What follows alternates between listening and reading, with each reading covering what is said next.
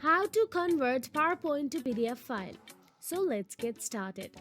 You can use the useful WPS applications of Writer, spreadsheets, and presentation with a single mouse click.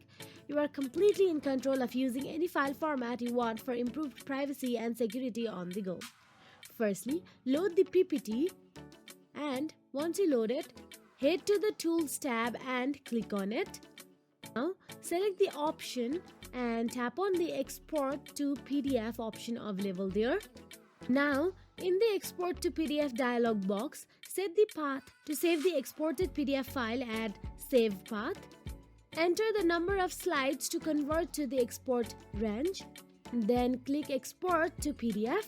So, that is it. If you found this video helpful, please like, share and subscribe our channel. And thank you so much for watching.